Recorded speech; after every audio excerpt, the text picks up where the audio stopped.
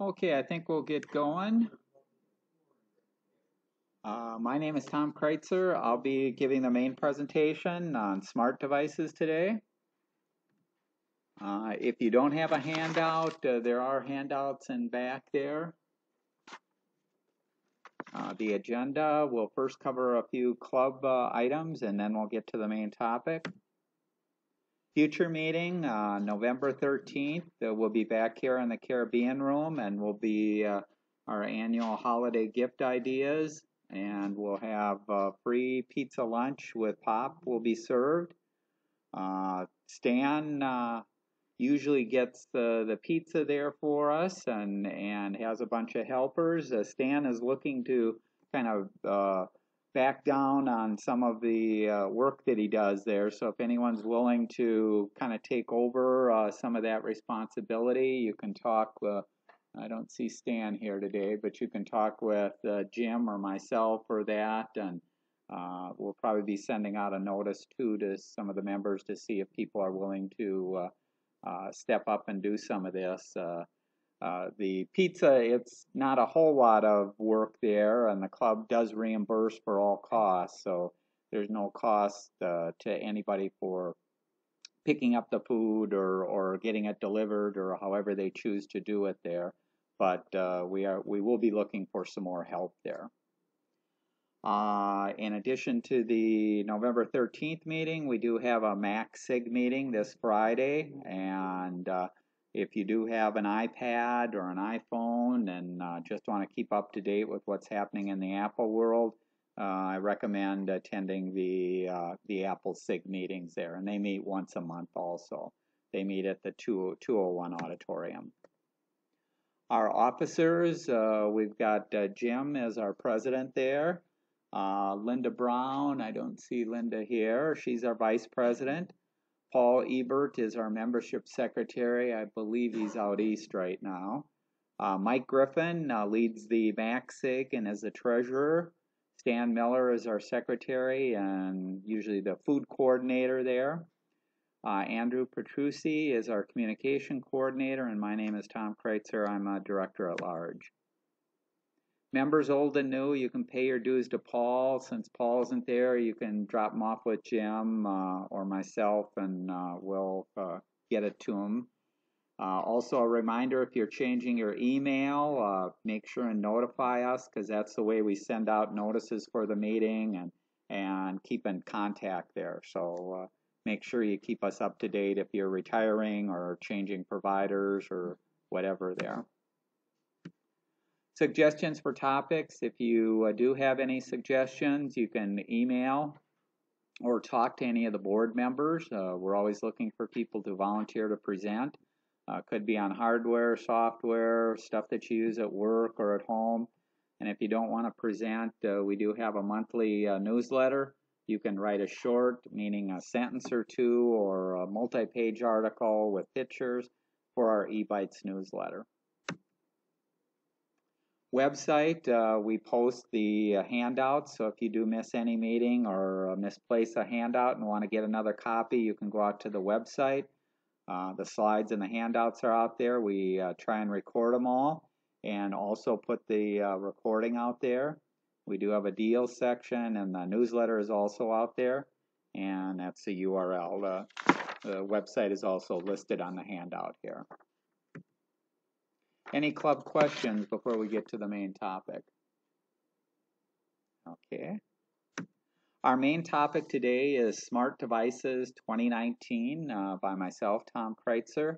I labeled it 2019 because we did do a Smart Devices back in 2014, and over the last 4 years, things have really progressed and changed, which is good there.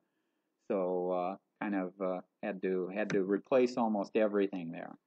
Home automation has been around for years, and ever since the Jetsons house. I remember as a kid watching the Jetsons, and everything was automated. And the good news is we are starting to see a lot of the things that you did see in the old Jetsons there, and it's starting to change our lives in the way that we live, work, and operate there. So it's kind of nice to see there. By definition, a smart device is an electronic device that connects to other devices or other networks. So it covers kind of a wide variety there. Setting up a lamp to turn on and off at your command is pretty simple and relatively inexpensive to do with smart devices. But others, like setting up a surveillance system, can require a more serious investment of both your time and your money, and sometimes you have some monthly subscriptions, and we'll talk about kind of all these things to look at and that as you're buying some of these devices. I mentioned here the biggest benefit of most of these devices is convenience and peace of mind. It's usually not cost savings. If you're thinking of buying stuff to save cost, unless you're replacing an existing security system or something like that, putting in a smart light bulb or a smart lock or things like that aren't going to save you money. It's going to cost you money for the device, and then there may be some ongoing fees that you're paying also. But certainly they can provide a lot of convenience, and they can provide that peace of mind by checking on things or notifying you or just automating tasks that you used to do. Okay, some of the things to consider before you buy. Which platform do you want to use to control your devices? This is probably the most important decision you have to make. And most of the devices do come with their own control app that you can run on your phone or on your tablet. But if you want to smarten them up, it takes planning on what devices to buy. Some devices only operate by themselves, while others interact with other devices, and that's where you may have to do a little planning or figure out what you want there. Some of the devices work with the assistants, voice assistants, the video assistants like Amazon's Alexa, Google Assistant, or Apple Siri. The assistants can be used to turn your lights on and off, view cameras, change thermostat, open doors, and thousands of other tasks.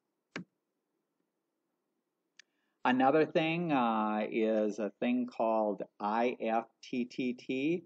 It stands for if this, then that. This is a way to integrate and automate tasks by making simple scripts where an event from one device triggers an action in another. And that may be a completely different vendor, their device, and sending, the example I have here is a motion causes a light to go on, an alarm to go off, and a notification to be sent to your phone. So even though they're not from the same vendor, you can start writing these scripts or programs or tasks to execute when something happens there. And that's called the IFTTT capability. Another important thing is what's called communication protocols. This is what the devices use to talk to each other or their controllers. Some talk directly to the internet, while others require a hub and then connect to the internet. So these are examples of what protocols are used. The first is Bluetooth. Bluetooth is limited in that you have to usually be within 20 to 50 feet of the device that you're connected to, and it doesn't have any internet control. So an example of that, and I'll show a little bit later, is 3M makes this air filter for your furnace. Well, the way that it communicates is through Bluetooth. So you have to be within 20 feet or right in front of your furnace there and have your phone, and then it can talk to your phone, and you can see how many hours it's been used and order a replacement and that from your phone. But you couldn't do this from work. If you were at the 3M here and wanted to see how many hours were on your filter, it would not let you do that because you do have to be within the 20 to 50 feet there to get a Bluetooth connection. Another one is Wi-Fi. This is probably the most popular out there. It has the best range in that if you can get a Wi-Fi signal, you can connect that device to your home network, and then you have access to the internet. One of the downsides of Wi-Fi is it tends to use quite a bit of power. So in some cases, let's say you're using it for a light bulb, you're probably using more electricity maintaining that Wi-Fi connection with the light bulb than the light bulb is actually using to provide light. So this goes back to if you're using some of this stuff to save money, well, no, in this case, you're spending more money with that connectivity than if it was a dumb light bulb that was off and not using zero electricity when not in use there. So Wi-Fi, again, pluses and minuses to stuff there. Another protocol, popular protocol is Zigbee. It creates a mesh network, and I think we've talked a little bit about mesh networks and home network, where devices can communicate with other devices and extend the network. This is a very low power, so again, uses less power than the Wi-Fi, but it does require a hub to connect to the internet. The Amazon Echo Plus is a hub, Amazon Echo Show is, and there's all kinds of other hubs that can be used also. Another one is Z-Wave, similar to the ZB. It requires a hub to connect to the internet. Just a different protocol, but if you start buying devices and one device is Z-Wave and one device is ZB, you're going to need multiple hubs, and it just gets more complicated. So that's why you want to figure out maybe what you want to do and what's the best solution for what you need. Inseton, or I'm not sure how to pronounce that, that combines both wired power line protocols and wireless. Both work as a mesh, and it requires a hub to connect to the internet. This last one here, I mentioned 4G and 5G, cellular network. Our last meeting was on 5G, and we talked about how 5G, because it's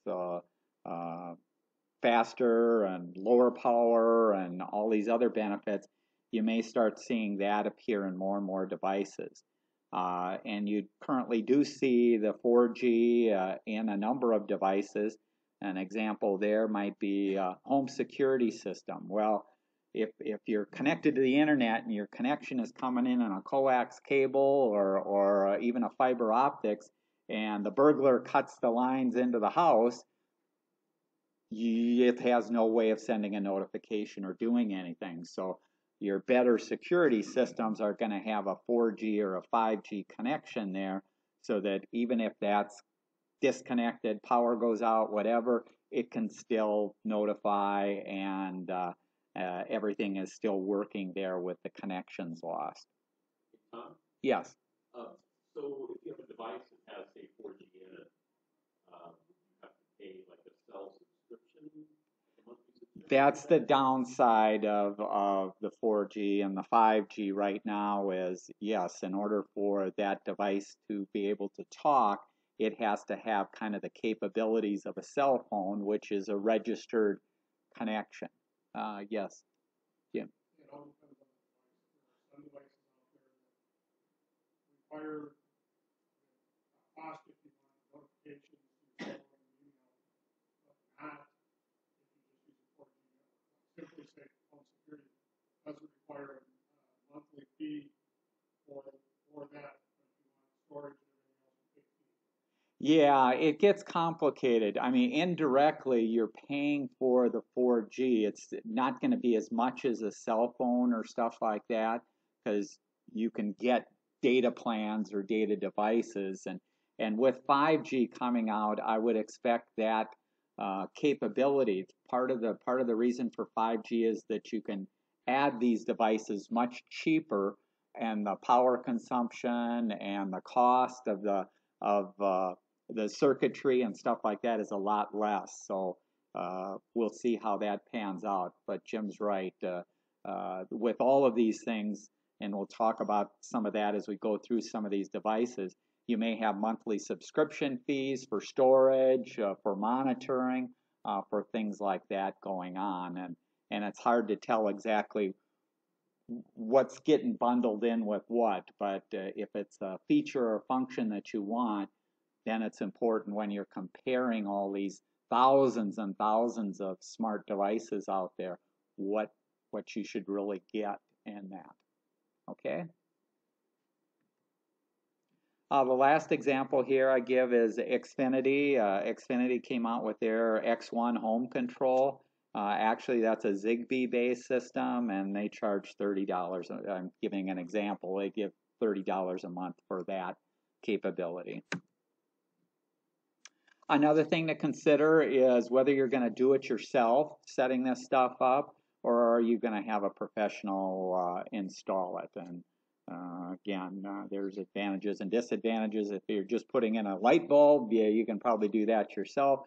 If you're trying to put in a home security system with motion detectors and things like that, you might want somebody who's a little more experienced on where stuff should go and how to set up some of the stuff. Here I mentioned the hubs again. Hubs can cost anywhere from $20 to $150, and they may require monitoring fees and stuff like that can range anywhere from $0. Again, some of them there's no cost at all. Others you get upwards of $50. In this graphic here, I'm trying to show a little example here of here's some devices that connect to your local Wi-Fi network. So they're connecting to your Wi-Fi network in the house, and then your Wi-Fi network in the house is connecting to the internet, and then you from anywhere in the world can use your PC, tablet, or phone to turn lights on and off, check your thermostat, view your video there. So that's the example there. The second example is the hub example, where everything's the same except this last part here. All these devices connect to a hub within the house, and then the hub is the only thing that connects to your wireless network in the house and then to the internet. So again, there's advantages to each, how they work and power and things like that. You just have to figure out what makes the most sense for what you're trying to do. And here I mention an important consideration is storage cost, cloud storage cost if you're going to have video. And that can range anywhere from free, and we'll talk about some of that later, to $30 a month for that storage. So again, if that's what you want, you'll have to figure out what may be the best device and best plan for that. Okay, smart devices. There's thousands and thousands of them. Prices continue to come down. New devices are added all the time. Here I make a comment. Consider replacing your old dumb devices with smart devices when they die. So as things, you have to buy a replacement, look around, see if there is something that is smart that you can put in there, and maybe you're not going to pay that much more, and you can get some convenience and some peace of mind out of some of this. Now, how helpful are they, and are they really worth it? That only you can determine, payback, because again, if you're buying it to cut your cost, you're probably not going to cut your cost unless you're replacing an existing security system or something. I mentioned here, search the internet for the latest devices, features, and prices, because what's available today, it's going to change, and in 3 months, what was the device that was recommended as the best smart device there's going to be something different out there. So always keep your eyes open there, and be aware that what you buy today, I bought, you'll see, I bought devices 2 years ago. Well, there's much better devices out there now that are usually about half the cost of what I bought it for and have additional features. So, I don't want you to keep postponing buying stuff, but buy stuff when some of your other stuff dies and you have to replace it, be happy with what you got and keep it until there's enough benefit to buy something else.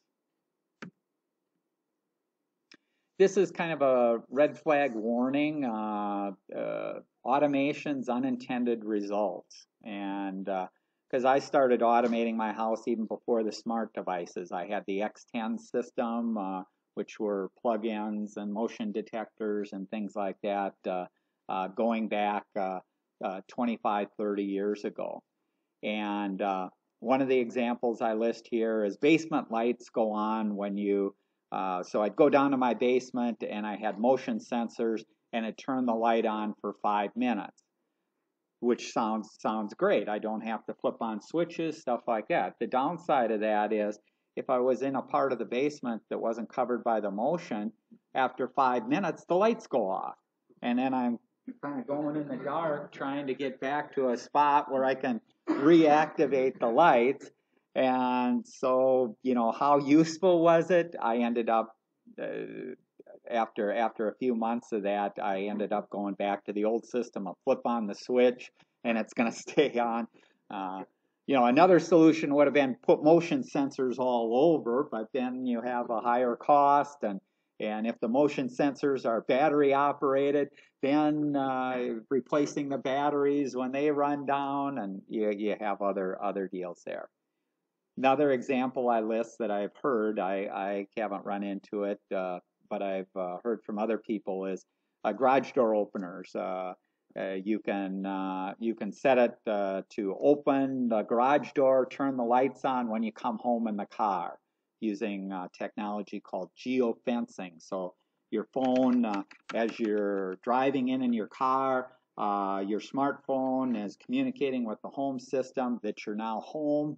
It knows to open the garage door, turn on the lights. When you go, it can turn down the thermostat, it can turn off the lights, and it can shut the garage door. All sounds great until you start figuring out some of these other scenarios. You have your smartphone and you go do a walk around the block. As you get outside the house, all of a sudden your house thinks you're leaving for work, turns the heat down, turns the lights off, shuts the door. Wife and the family is wondering what's going on inside there. And then when you come back around the block, garage door opens up and stuff like that. So you have to think about some of these scenarios and when to activate and when not to do things. Because consider the number of false triggers that you may get and what will happen. So some of these things that you think that you can automate, you may find that it's just not worth the time and the effort to try and automate it there. But you can certainly try them and see what works and what doesn't work there.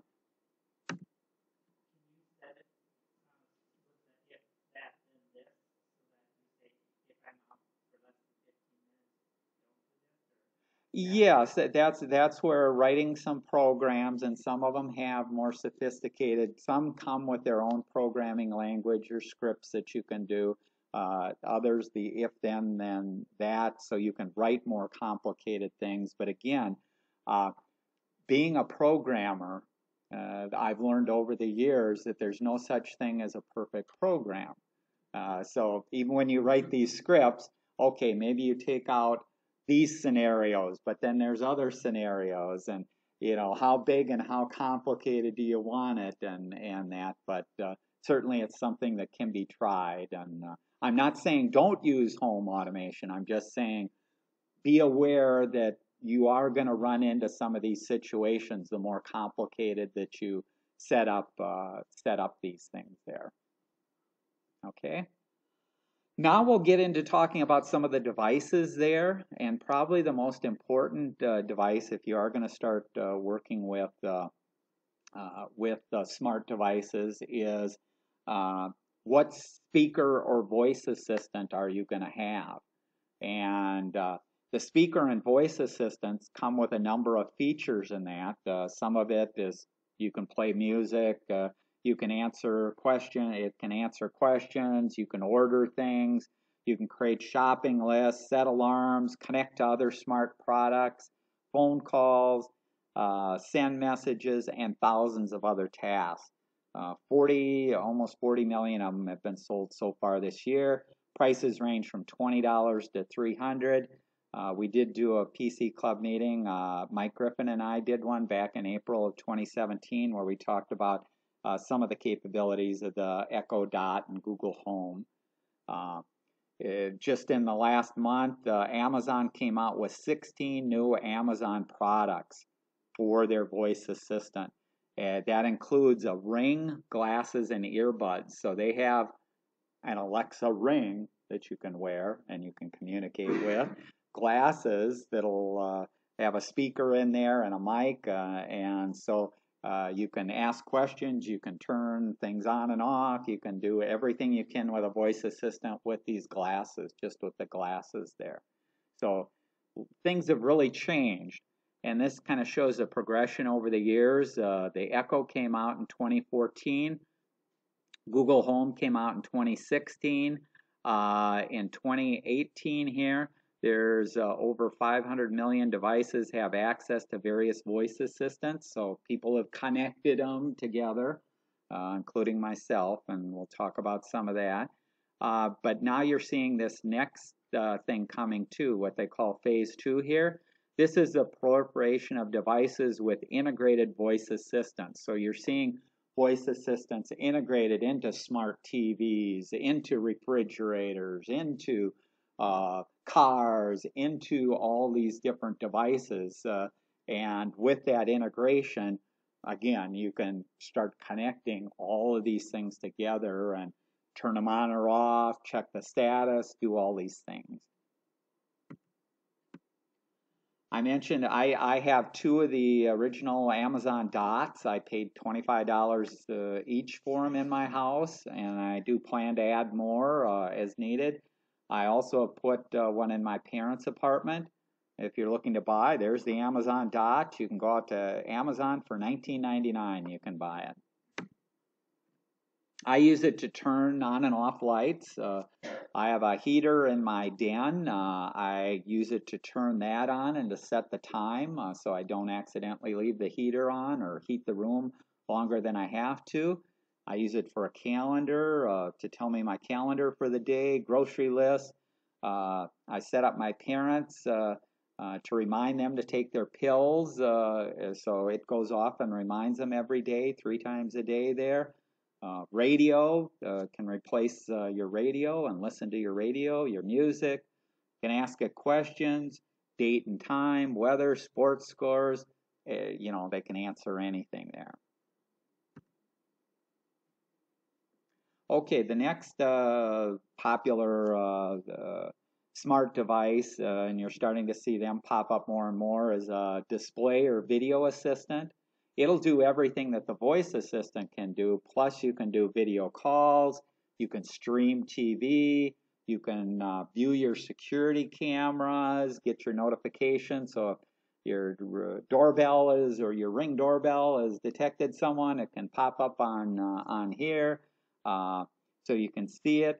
Screens vary from 5 inches, so they're pretty small, up to 12 inches. And depending on where you're putting it, in the kitchen, and in the family room, wherever you're putting it, you can get the right size.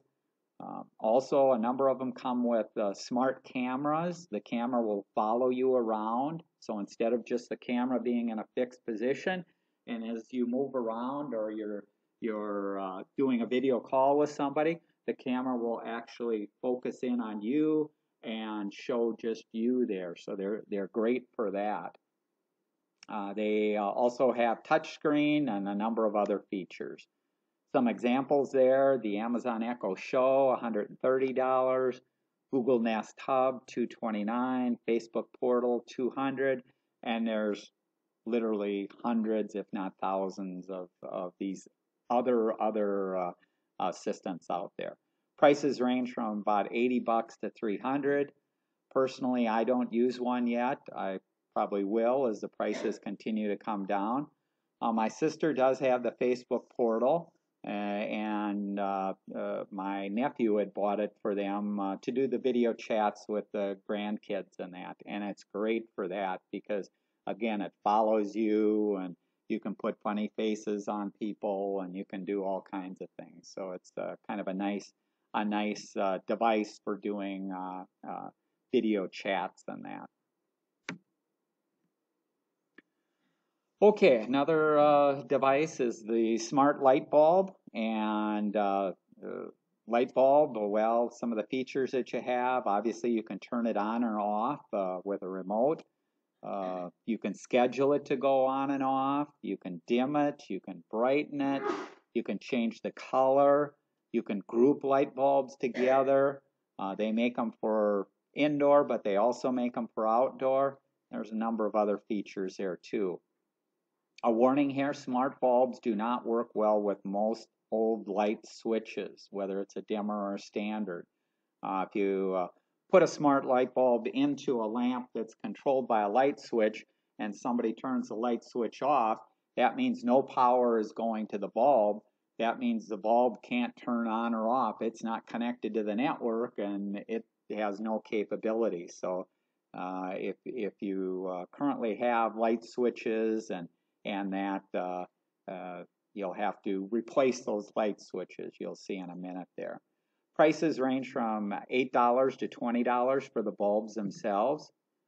I don't use the smart light bulbs. We'll talk a little bit about smart plugs. I use smart plugs and have my lamps plugged into the smart plugs. And so that's the way I control my lights. I mentioned here CNET had rated the Wise, and I'm a proponent of the company Wise and their products there. They have a bulb that sells for $8, and you can buy them in 4 of them for $25 or something like that. But they rated that bulb the best value. It works with Alexa, Google, IFTT, doesn't need a hub. The app includes useful features like scenes, shortcuts, and a vacation mode, but it doesn't dim quite as low as some of the others, doesn't support Siri, and doesn't support schedule, sunrise, or sunset settings. But actually, in a little bit, I'll tell you how I got that capability without the device having that capability. So there are ways around doing things. Light switch, if you currently use the light switches to turn your lamps on and off, consider replacing them with smart ones. You don't use a smart light bulb with a dumb or a smart light switch. You're just replacing the light switch there. Also, I mentioned here, not all dumb bulbs work with smart switches, so you may have to replace some of your bulbs there. Prices vary from $20 to $80. Personally, I don't use it. Again, I use a plug to do it there. Okay, these are the plugs. Plugs plug into the outlet, and then you plug a device into there. Could be a lamp, could be a coffee maker, could be a heater, could be any device there. Usually what you can do is you can certainly do the on-off remotely. You can schedule. You can do countdown timers with some of them where, turn on for 60 minutes. Some of them have a manual on-off button that you can also use. Some of them will let you track energy consumption. Some of them are made for outdoor use, and the size varies. Size can be anything from a small little plug that doesn't take up much space to larger plugs there. Some have USB chargers, and there's other features. Just a warning here, smart plugs will not work with newer dumb devices that have an electronic switch and reset if you unplug and plug them in. Now that's a long sentence and it's got a lot of junk in there. The example I use here is most TVs, when you turn them off, they really aren't going off. They go into standby mode and there's still power going to them. And if you unplugged the TV and then plugged it back in, it doesn't come back to the same state that it was before. And so if you have devices that operate like that, a smart plug, turning it on or off is not going to work, because yes, the power would be turned on to the TV, or let's say it was a coffee maker, but that just reset the device, and the device either has to go through some configuration, or somebody has to be there to push a button or two to get it to actually go on. So if you are going to use smart plugs, be aware that they may not work with some of the devices. A device that has a push-in switch or like a lamp that you turned on or off, those are going to work fine with smart plugs. Or a heater that has physical buttons that you turn on or off. So if you unplugged it from the wall and plugged it back in, or if it was turned on and you unplugged it from the wall and then you plugged it back in, it'd still be on. Those types of devices will work fine with plugs there. Plugs, I use this Eufy home plugs for several lights, and I use it with voice and schedule there. These plugs I bought several years ago, and I think I paid $19.95 for the plugs at that time. And you'll see now you can get plugs for $7 or $8 that do the same capability. My plugs did not support sundown or sunrise timer there, but in checking around, I found that since I was using Amazon Alexa to do things, Alexa has something called routines, which is a kind of a semi-programming language. So I could create routines, and the routine could be activated by sunrise. And I could say 30 to 45 minutes before, sunset in this case, 30 minutes before sundown, turn on my smart device. So that worked perfect for what I was doing and accomplished that. Because if you said, gee, I want it to go on at 6 o'clock, well, 6 o'clock is fine at some points during the year, but other times when it stays light outside till 9 or 9:30, or the sun is setting at 4:30, you're not turning it on and the house isn't lit up when it really is dark out there.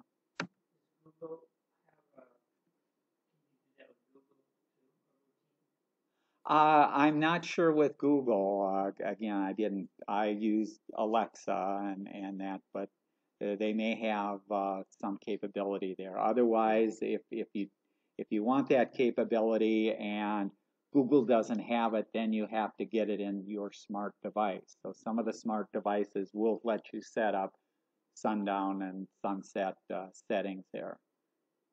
So it just varies there. I talked a little bit earlier. I have a heater in my den. Yes, Chuck.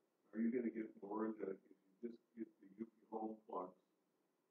What do you do to make them work? Or are you going to talk about what has to be in place to do something like this? Just a smart plug, and you don't want to necessarily have Alexa or Google or anything else. I can talk. I'll talk a little bit about that at the end. Remind me if I don't bring it up. Because yeah, there is the multiple ways of controlling them. If you have Alexa, if you don't have the device, initial setup and things like that. Yeah, we can talk about that.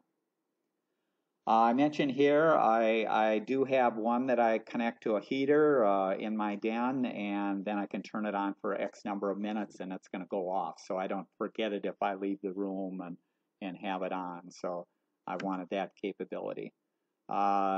The Eufy Home does show energy consumption, which is kind of interesting because I can pull it up and see how many kilowatts and the relative cost that it's cost for the last 2 days, the week, the month, the year.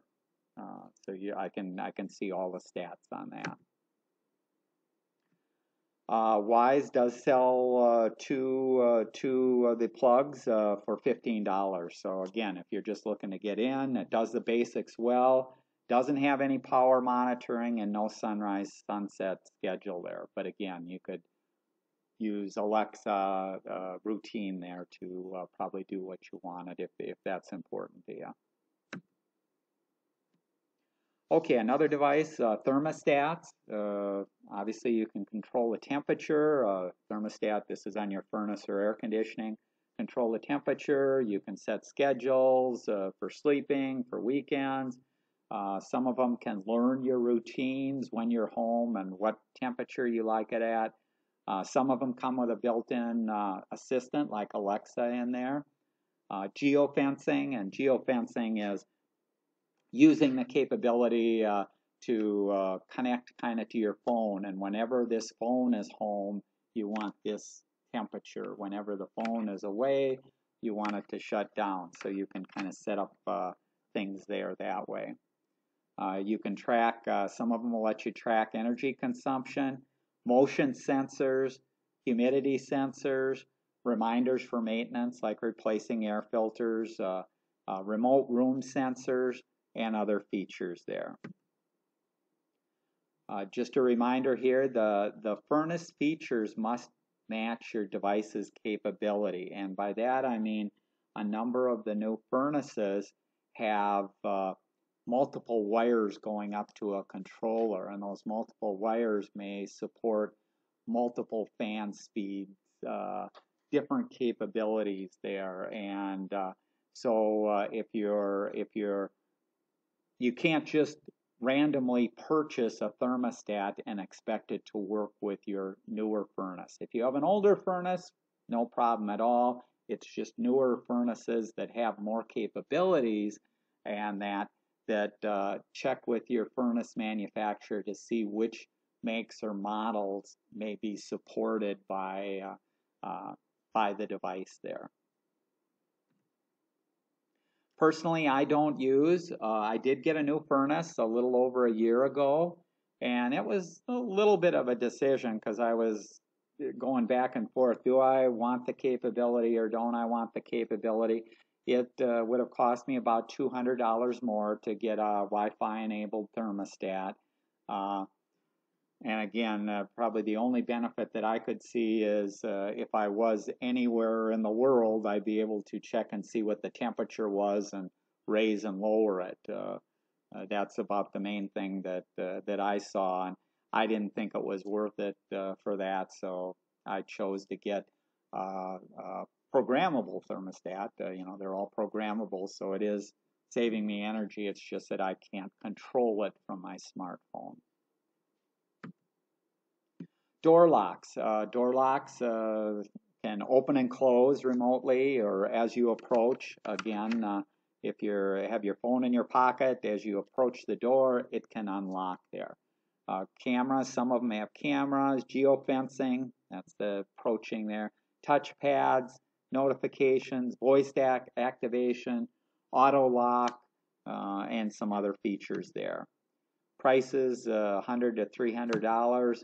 I don't use. I have an older electronic lock that does some of this. The auto lock, if I leave my door after 30 minutes, it'll automatically lock. And so there are some capabilities even in the dumb locks that you can get there, but I don't have a smart lock. Another category of devices, video doorbells.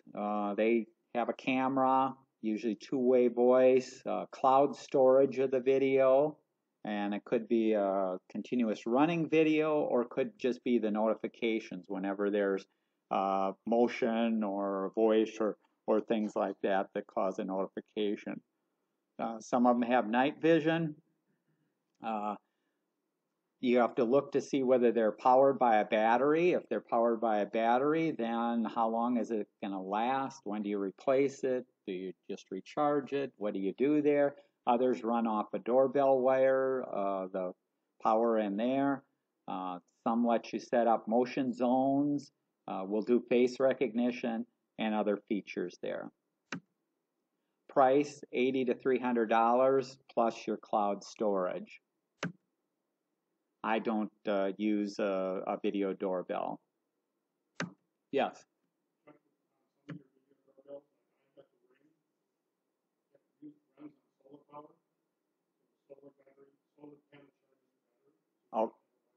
Okay. A couple of others do the same thing. Okay, yeah, the solar would be a good addition. Have you found that it works well enough, let's say on the winter when it's kind of cloudy and dark, or? Since I put the solar panel on, I never had to touch the battery. Is it a panel then that you're, is it a panel? As long as, because the sun is so low in winter, when it takes out, it hits it perfectly, and I've never had a problem. Okay. We got down to 29 below last year, and it's still working fine. No, that's good there. That's good, because, right. Well, no, this is the same issue. I mean, it's good that Jim brought that up because if you do have these outside cameras, frequently the problem is getting power to it or replacing batteries. Or in cold Minnesota, the batteries may not last as long as they do in the summer, so you're having to replace them and things like that. And this is also true of the cameras that you might have outside. So it's a problem. And so this is the next category. So you have the video doorbells. Well, the next category is cameras, video cameras. You have both indoor and outdoor. You have the storage issue again, whether it's cloud or local storage. You have security and notification capability. Sound, whether it's triggered by sound, movement, face recognition, night vision.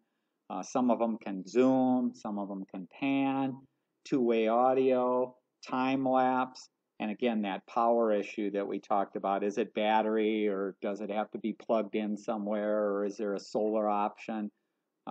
Prices go all over the board here, from anywhere from $20 up to $400, plus monthly cloud storage fees.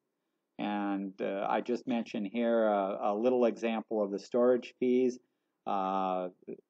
Wise gives you free cloud storage of notifications, which is a 12-second video clip of every notification is kept out there for 2 weeks free of charge. So that's an example of free, and then an example of a costing. Nest started $3 a month for 30 days of storage. So if you're looking for that continuous storage and the availability there, again, you have to look at the different plans and what you might want. And whether it's cloud storage, or some of them will provide local storage. If you have an SD card, you can have that stored locally in the camera and take that out and view it at any time. Okay, what I have is the Wise came out roughly 2 years ago, and I purchased 2 of the cameras. The cameras were $19.95, so I figured I couldn't go wrong. I wasn't going to pay $200 for a Ring outdoor camera, but $20 sounded like something I could try there. So I bought 2 of the cameras 2 years ago. They're indoor cameras, but I actually use them as outdoor cameras. So I put one on the outside of my garage, and I'll show that in a little bit, pointed at my driveway, and the other is in a porch pointed outside at the door, unheated porch. And the devices themselves, it's this big. It's just a little cube that's you can see in the hand there, and then it has a power cord, so you do have to get it power there. This is another model from Wise. This is their zooming. This has zooming capability and pan capability. So this device here sells for $19.95. This device sells for $29. This is they did a Kickstarter campaign 2 years ago. I think they exceeded their amount that they wanted by 10 times there, and now they're one of the leading providers of a number of smart devices. I mentioned their light bulbs, I mentioned their plugs, and cameras. They're certainly known for their cameras and that. Well, I'll show you in a little bit, because I'll show you a little bit there. Both have worked great. My camera in my porch and my garage, even in the cold winters, I get notifications of movements, and you can customize the zone. So it's not just the whole area that it's monitoring. You can customize that. So it has a number of customizations there. Yes? On those, they talk to a hub and then Wi-Fi, or do they These talk directly to Wi-Fi, so you do set it up, and I didn't have time to go into detail here, but the first one that I set up, I had a little bit of difficulty because I was using my smartphone, and my smartphone was connected at 5 gigahertz. These connected 2.4 gigahertz, and so the phone was not seeing the devices there, and once I had my phone log into my 2.4 gigahertz network, then everything was fine. Set it up. Once it's set up, then I put my phone back to the 5 gigahertz, and I can see the video and I can do everything. But the setup, and you'll find that's true of a lot of devices. The devices will use the 2.4 gigahertz, and they have to connect to the same network, and it has to be able to see it. You set it up. Once it's set up, then you can switch to your 5 gigahertz or whatever. I mentioned here I do get a number of false notifications, so like the outdoor and stuff like that. If it's heavy snow or that, I'll get notifications of movement and that, or rain, or spiders going across making a web. I've gotten some of that. Cats, raccoons, rabbits. So not everything is people there. Yes.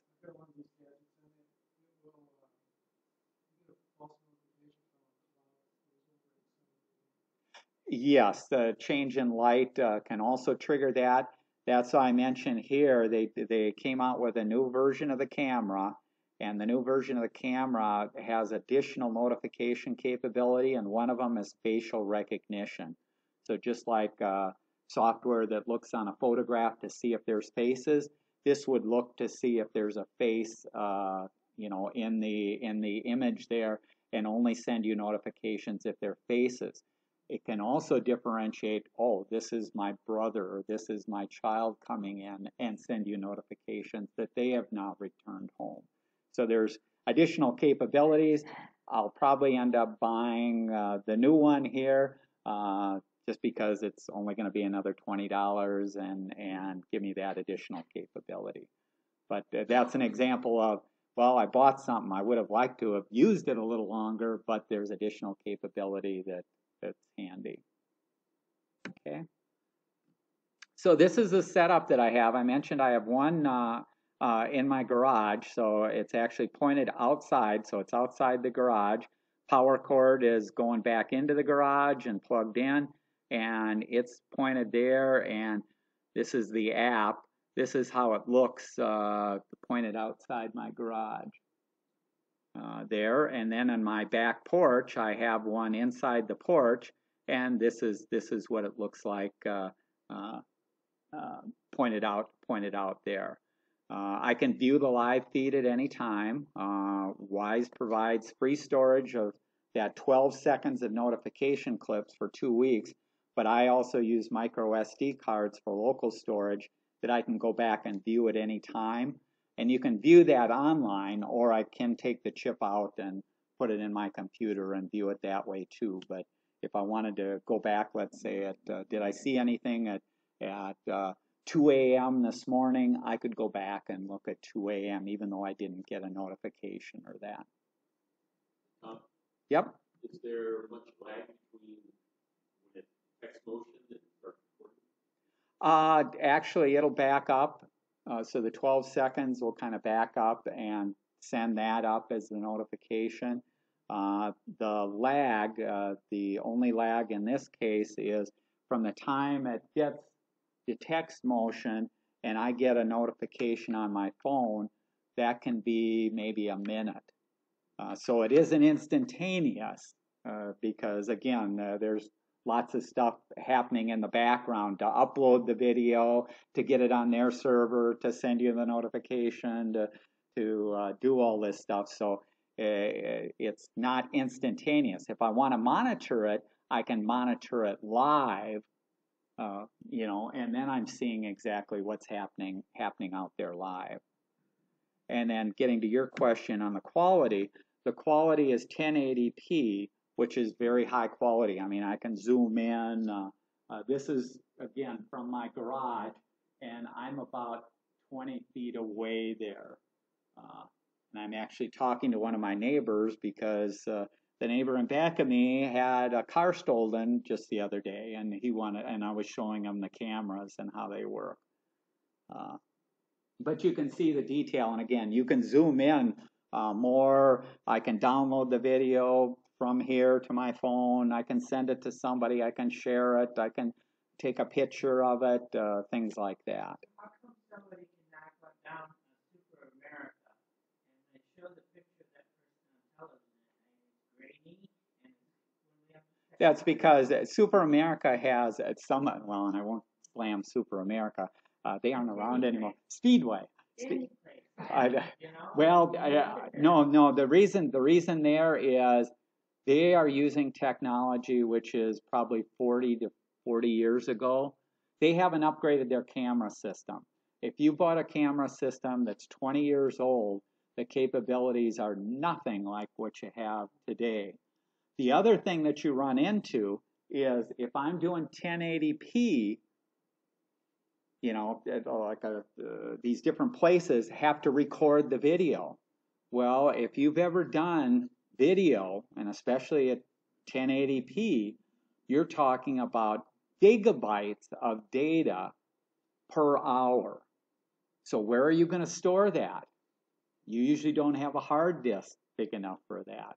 So these stores have lower resolution cameras, usually black and white, because again, that cuts down on the size, and their technology that is 10, 20 years old. But this is the capability you have, which, you know, like I say, $20 this single camera is. Try it and see, you know, worst you're out is $20.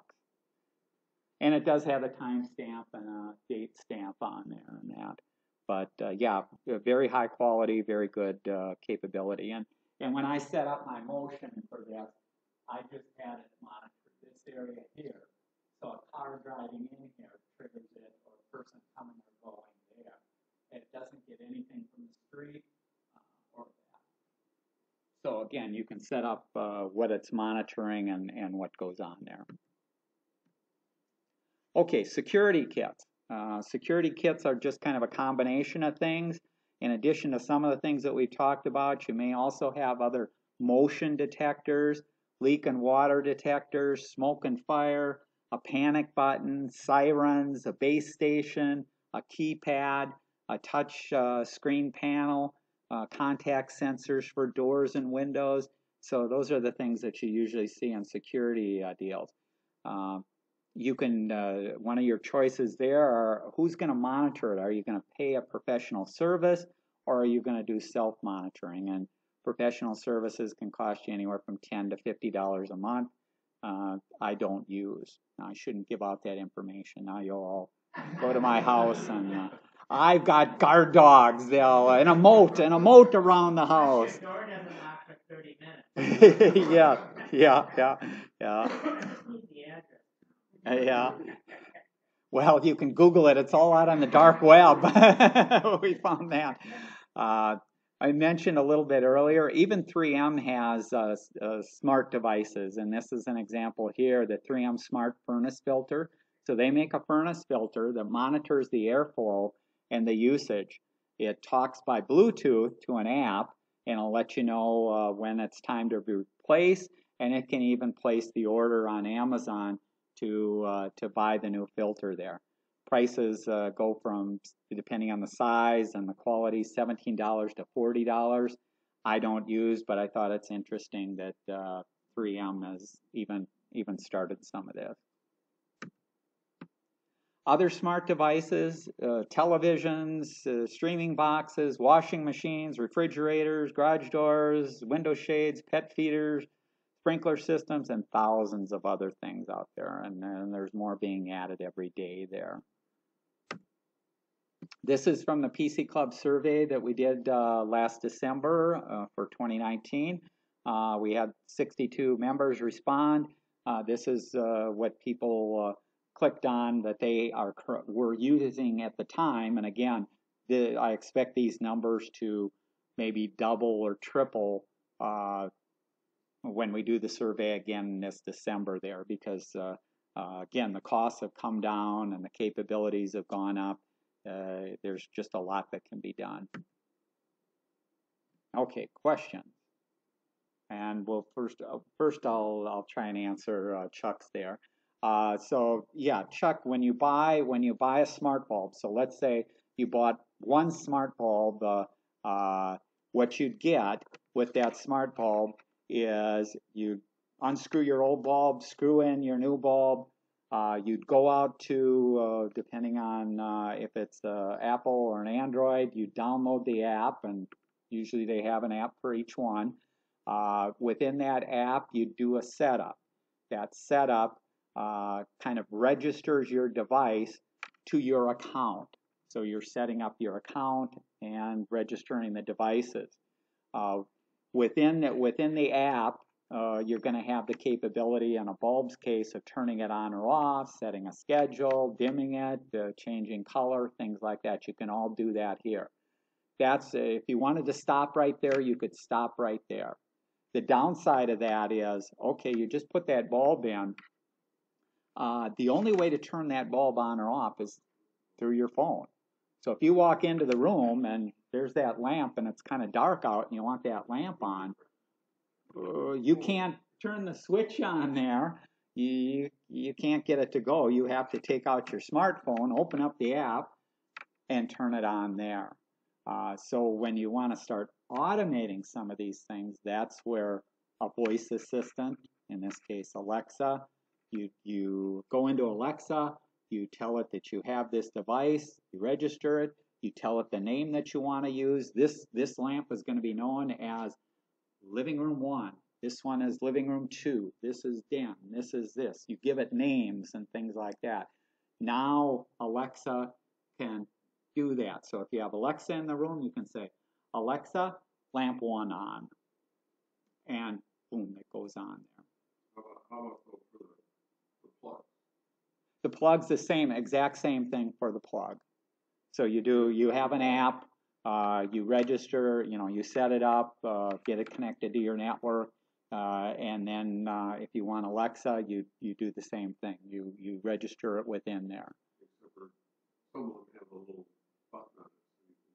Yes, I find that I don't, typically your plug is way back down there. And so you usually don't want to do that. When I had the X10 system, X10 had a box that would come up with buttons on. You could buy a box and use that, but you don't see that with these smart devices because, again, Alexa and some of these other ways are better.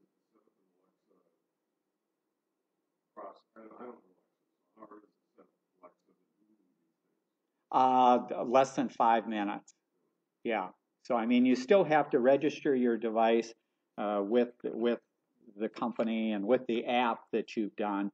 Once it's registered there, and as long as the device is supported by Alexa, then you just go into Alexa. There's a menu that says devices, and you say, this is this device, and this is that device. Once you give the device, whether it's a plug or a light bulb, there's certain voice commands that you can give to that.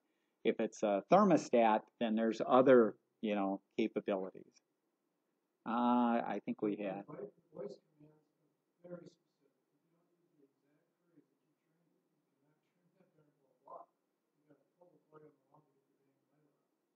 I guess I haven't had that issue, but certainly some people have more trouble with Alexa and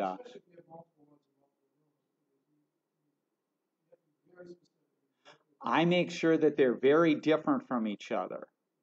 So it's a case of when you name them, and this gets back to trial and error, if you have, let's say, 10 bulbs or 10 plugs around the house, you're going to want to name them very specific. Now, the downside of that is you have to remember what you named them.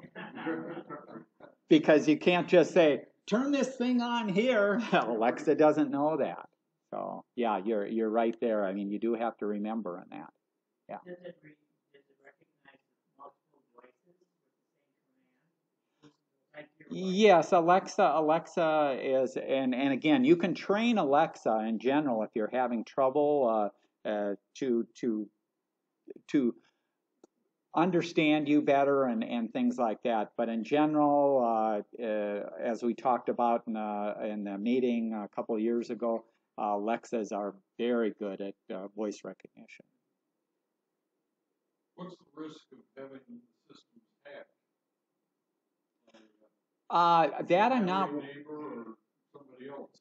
Well, you'll see my cameras. I could care less if somebody broke in and was viewing what's on those. Now, if I was using it as a baby monitor, I'd be maybe a little more protective, or if it was inside the house doing things. Now, all of these companies are very aware of the hackers and things like that, and have done as much as they can to protect, but that doesn't mean that it couldn't be hacked. But usually what happens in a hacked situation is the devices that have been hacked are things like baby monitors, where somebody buys it at Target, takes it home, doesn't change the account and the password, and so it's using default accounts and passwords, and that's the way people get in. All of these companies are forcing you to, or usually forcing you to set up an account and register it that way. So as long as you use a strong password, as long as you do some protection of your account and stuff like that, there's nothing there for them to get at. Yeah. Your wife's cameras, do they see at nighttime? Yes, they have, and it's limited. So like, in my garage's case, it doesn't see to the front step, which is 20 feet away. I'm not sure what it's technically rated at, but like my back camera or stuff like that, it'll see fine and no light whatsoever, and that's because it's only a couple of feet from the door itself. How many Bluetooth devices can be hooked up to say, an iPhone or Google phone simultaneously? I don't know that there's a limit. I've never seen a limit. However, the more devices that you have, it's going to slow your phone down. And if you've ever had a number of Bluetooth devices, all of a sudden you have trouble connecting some of them. They lose their connection or that. Because again, Bluetooth is at best, in ideal conditions, it's 50 feet unobstructed. Well, everybody's in a house. And so if I go into my house and look at my Bluetooth devices, similar to kind of a Wi-Fi, I have probably 20 or 30 Bluetooth devices all around the house. Wireless earbuds, your TV, remotes. A couple of the remotes that I have for my TVs are Bluetooth remotes. So there's all kinds of things going on there. Those security cameras work all right through windows, like the inside and the outside? Again, you may have to experiment a little bit. If you're in a situation where you're pointing out through the window and inside you've got very bright lights that are causing glare, you're going to have a problem. So it's how well can you see out there, and that's how well the camera. And in some cases, you have to trial and error it there to see. Plus, some windows have different coatings on them. Right. For energy efficiency and whatnot, and those can mess up what your camera can. Yeah, so you can end up with stuff like that. I think I'll get to you, Jim, in 1 minute. I'll mention one thing. One of the other board members, Linda Brown, after I had written an article, after I got my first cameras, I put it in the e-bites, and Linda was having trouble in her neighborhood where somebody was breaking in, and she bought a camera and put it in her porch, and it was less than a week, and she caught the burglar that was breaking in and took it to the police, and they arrested him. So she was very happy with it, but there's an example of hers was inside in the porch. So if you have an external porch, that probably works the best. You don't have the outside conditions there. You have a plug-in there, and you start putting stuff inside, then you start running into, well, as you move about the house or do things, are you going to be triggering? And so, again, the false messages and that. Yes, Jim. Besides recording on your windows, if you have full screen, if you're using infrared, sometimes it flex back. Yeah, screens can goof things up, and your results will vary how good or how bad they're that you have. The cameras themselves are smart enough too. They even like the Wise. You'll notice in my porch, the camera was actually mounted upside down. Well, it can flip the picture around, and so there's all kinds of settings in these, even for the cheapest cameras and that. Okay, other questions? Okay. Otherwise, thanks for coming, and I'll see you next week.